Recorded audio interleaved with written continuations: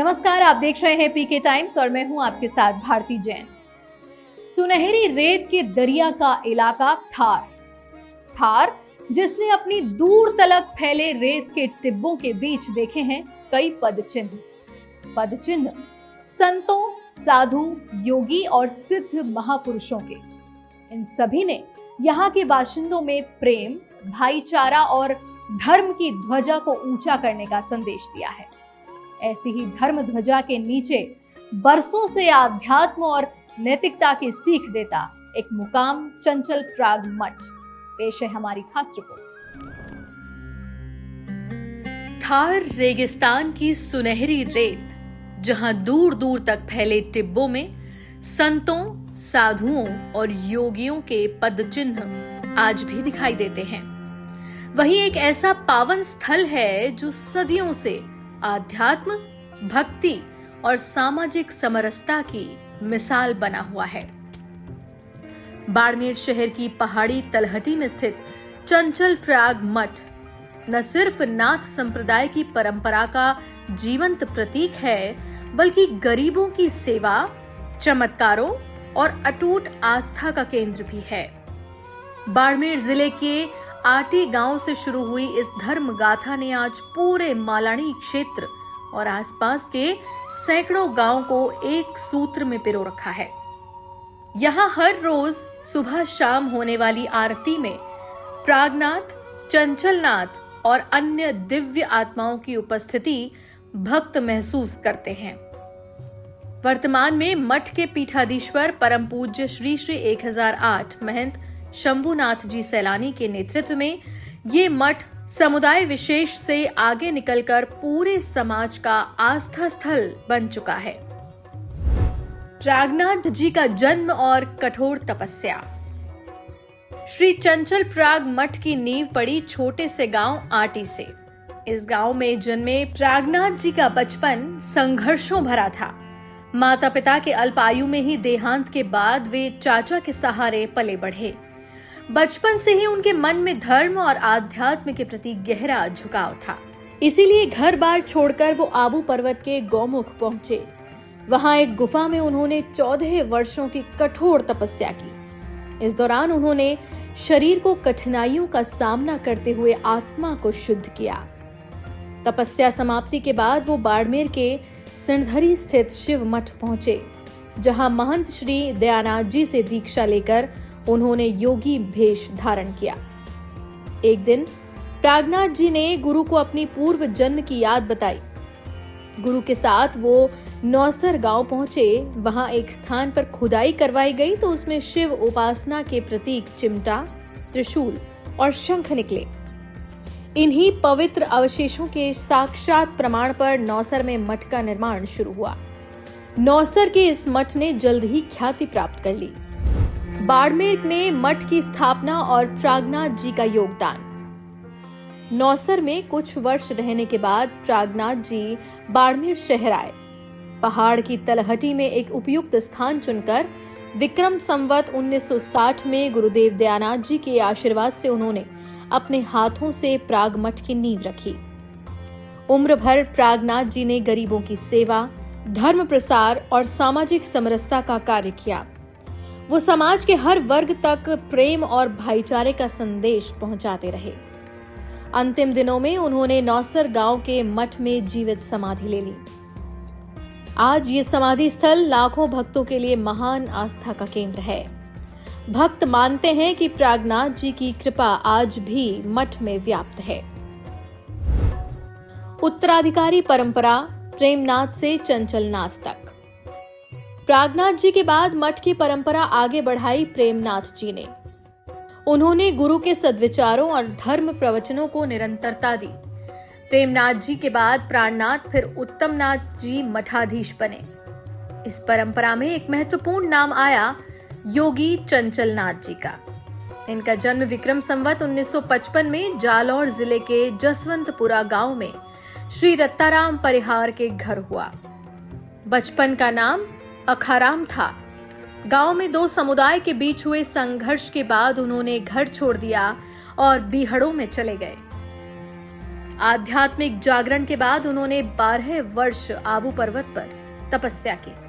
इसके बाद वो सिंध क्षेत्र में रहे और अंत में बाड़मेर आकर प्राग मठ में बस गए। चंचल नाथ जी ने जीवन भर गरीबों और आहतों की सेवा को अपना धर्म माना।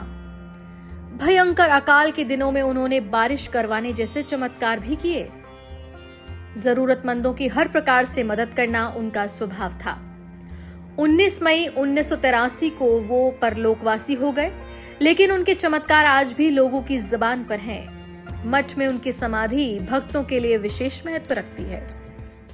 कल के सुबह के प्रातःकाल में लोग यहाँ पे आएंगे, जैसे कि गुजरात है, महाराष्ट्र है, में जोधपुर है, जालोर है, जैसलमेर है, 4-5 जिलों से अन्य भी प्रांतों से लोग यहाँ पे सुबह के टाइम में यहाँ सुबह आएंगे जल्दी सुबह। आयोजन क्या रहेगा? आयोजन प्रतिवर्ष होता है यहाँ पे, बाबूजी की वर्षी का हर साल होता है। सर्वप्रथम तो कार्यक्रम शोभा यात्रा से प्रारंभ होगा कल सुबह प्रातःकाल में। ये जो मठ है उसके जो अगर श्रद्धालुओं की बात करें, सरहद पार पाकिस्तान में भी है, ठीक है, तो कैसे शुरुआत कैसे हुई थी? कितनी भक्ति, कितनी आराधना, कितनी श्रद्धा है लोगों की इस मठ के प्रति? हाँ, तो मठ की यहाँ पे सिंध में भी तीन और ब्रांचें हैं इस मठ की। यहाँ से प्रागनाथ जी में शिष्य थे, परम शिष्य थे मूलनाथ जी बाबा जी, जब यहाँ से बाड़मेर से वो सिंध गए, उन्होंने वहाँ पे मठ बसाया। आज भी वहाँ पे बहुत बड़ा विशाल मठ है और वहाँ पे अपने जितने भी हिंदू भक्त वहाँ पे सब जाते हैं, अन्य भी आते हैं वहाँ पे। तो सिंध में कहाँ कहाँ पे है 3 मठ? तो मीरपुर के पास में खान में और एक मीरपुर में, एक और पास में गाँव है नजदीक, वहाँ पे 3 जगह पे हैं। तो सरहद पार से भी लोग आते हैं? आते हैं। अब तो थोड़ा माहौल तो खराब करनी है, पहुँच पाते हैं, मगर पहले तो वर्षे में सबसे वर्ष आते थे यहाँ पे, पहले से आते हैं। बाबू जी की भी यात्रा कई बार हुई है वहाँ पे? हाँ, एक बार पधारे थे 2012 में, जिस वक्त बलूचिस्तान से आने वाली जसवंत सिंह जी के साथ यात्रा थी उस वक्त? नहीं, उस समय नहीं, उसके बाद में, उस समय कैंसिल हो गया कार्यक्रम, उसके बाद में बाबूजी। वर्तमान मठाधीश शंभुनाथ जी सैलानी और सामाजिक योगदान। 1983 के बाद मठ की पताका संभाली परम पूज्य महंत श्री 1008 गुरुदेव शंभुनाथ जी सैलानी ने। उनके कुशल नेतृत्व में चंचल प्राग मठ ने नई ऊंचाइयां छुई। मठ में प्रेमनाथ, गरीबनाथ, पूर्णनाथ, भूरनाथ, प्रीतनाथ, अमरनाथ, सेलानाथ, बाई लक्ष्मीनाथ, मोतीनाथ और चंचलनाथ जी की समाधियों पर हर रोज सुबह शाम आरती होती है। भक्तों को लगता है कि ये दिव्य आत्माएं अभी भी उनके साथ हैं और आशीर्वाद दे रही हैं।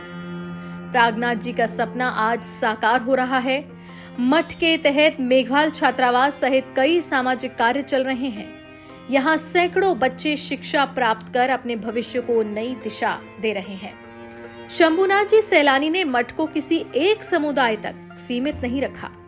आज बाड़मेर शहर के अलावा आसपास के सैकड़ों गांवों के लोग, चाहे हिंदू हो या अन्य समुदाय, यहाँ श्रद्धा से शीश नवाते हैं। मठ अब पूरे समाज का साझा आस्था केंद्र बन चुका है। मठाधीश जी स्वयं भजन और वाणी के माध्यम से भक्तों को प्रेरणा देते हैं। उनके स्वर में गाए गए भजन जैसे गुरु ज्ञान बतायो जी और अन्य पारंपरिक भजन मठ की आध्यात्मिक ऊर्जा को बढ़ाते हैं। तो कैसे शुरुआत कैसे हुई? कितने चमत्कार, कितने तपस्वी, कितने सिद्ध पुरुष हुए हैं इस मठ में? चमत्कार तो अनंत चमत्कार है। सब यहाँ पे महात्मा जितने भी हुए इस मठ में, जो प्रागनाथ जी परिवार में जो महात्मा, सभी महात्मा सिद्ध हुए, सिद्ध हुए। अपने अपने काल के अंदर उन्होंने समय के अनुसार जो जनता यहाँ पे आई, उनका परेशानी थी, उनको चमत्कार बताए। कई भी जहाँ पे जो लोग आते थे उनको उनके मनोकामना पूर्ण होती थी। निराश यहाँ से कोई नहीं जाता था। समदड़ी, सिंधरी में भी है और अलग अलग बाड़मेर में कहाँ पे है? बाड़मेर जिले में नज़दीक में तो ब्रांच यहाँ पे रामसर में, नज़दीक में रामसर में, और जैसे कि रामसर में, जसोल में, नाकोड़ा में, और जालोर ज़िले में भी, देता में, और जो प्रॉपर जालोर में भी है, भीनमाल में भी है, और लगभग छोटी बड़ी यानी कि 60 से ऊपर ब्रांचें हैं। तो एक मेन चीज़ सुनने में और देखने को मिली थी कि सब बरसात नहीं हुई थी एक बार, उस बरसात के लिए भी बरसात करवाई थी, वो क्या था स्मरण? बरसात कल जो बाबूजी की वर्षी है, चंद्रनाथ बाबा जी की तो बाबा जी ने उसे 3 बार बारिश करवाई। 3 बार, एक बार नहीं 3 बार। उस समय जब भयंकर अकाल पड़ जाते थे, काल का समय आता था, ऐसे भयंकर अकाल थे तो उस समय लोग परेशान होते थे, साधन कोई नहीं था।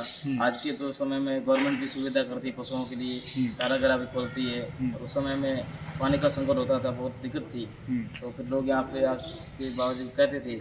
फिर बाबा जी एक बार आप तपस्या करने बैठे, 14 दिन तक बैठे, 14 दिन फुल बारिश हुई। बारिश इतनी भयंकर हुई कि पूरा शहर के अंदर पूरा पानी हुआ था। हमारे मठ के पास में यहाँ से ऊपर से पहाड़ से जो पानी जो निकलता है, बहुत यहाँ पे पानी आता है। बाबा जी ने कहा था कि जब बरसात का पानी के अंदर नहीं आएगा आश्रम के, हम नहीं उसको उठेंगे। तो 14 दिन बाबा जी यहाँ पे विराजे थे। उसमें प्रशासन भी आया था, कलेक्टर भी यहाँ पे आए थे। उन्होंने कहा बाबा जी बरसात तो कभी होगी नहीं होगी, आप कहाँ बैठे? तो बाबा जी हमारा काम है, आपकी भी सरकार है तो हमारी सरकार है, हम भी हमारी सरकार के आगे बैठे हैं। आपके कोई आप भी करते हो हड़ताल वगैरह, हम भी बैठे हैं। तो उसमें बारिश हुई, सब लोगों को पता है। आज भी कुछ लोग बुजुर्ग बैठे हैं, उनका वीडियो हमारे पास में, उनका हमारे पास में। तो वो जो सिद्ध पुरुष थे, उनका आटी, माउंट आबू और बाड़मेर तीन जगह से नाता था। आबू में तपस्या की, आटी से शुरुआत की। आटी बाबा जी प्रागनाथ जी की जन्मभूमि थी। बाबा जी प्रागनाथ जी से हमारा पूरा ये परिवार एक प्राग परिवार के हिसाब से है। सर्वप्रथम बाबा जी प्रागनाथ जी, उनके बाद पूरा परिवार बेटा आटी बाबा जी प्रागनाथ जन्मभूमि थी। और आबू में तपस्या के लिए काफ़ी साल रहे थे वहाँ पे। आबू में भी रहे थे 12 साल तक। 12 साल गौमुख से नीचे। तो अभी जो मठ पे विराजे हैं, ये कौन सी पीढ़ी है, कौन से हैं नंबर पे? ये अभी बाड़मेर में। बाड़मेर अभी तो ये चंचलनाथ जी हमारे शिष्य है। उनके गुरु उत्तमनाथ जी बाबा जी थे, दादा गुरु। और प्राणनाथ जी बाबा जी थे, प्रेमनाथ जी, और फिर प्रागनाथ जी से पहले। प्राग मठ के नाम से पूरा ये विख्यात। पूरा परिवार प्रागनाथ जी को। थार की मिट्टी की विशेषता और मठ का भविष्य। थार रेगिस्तान की चुनौतीपूर्ण परिस्थितियों में भी ये मठ आध्यात्मिक ऊर्जा का स्रोत बना हुआ है। यहाँ की परंपरा नाथ संप्रदाय से जुड़ी है, जिसमें तपस्या, सेवा और समरसता पर जोर दिया जाता है। मठ के कार्यक्षेत्र में धार्मिक आयोजन, भजन संध्या, सामाजिक सेवा और शिक्षा संबंधी कार्यक्रम शामिल हैं। भक्तों का मानना है कि प्रागनाथ जी और चंचलनाथ जी की कृपा से असंभव भी संभव हो जाता है। आटी गांव से शुरू हुई ये गाथा आज भी अनवरत जारी है। रेत के टिब्बों के बीच खड़ा ये मठ साबित करता है कि आस्था की ज्योति कभी बुझती नहीं है। आने वाले हजारों वर्षों तक ये धर्म गाथा चमकती रहेगी और समाज को नई दिशा देती रहेगी। बाड़मेर से खेताराम ब्रिजवाल की रिपोर्ट।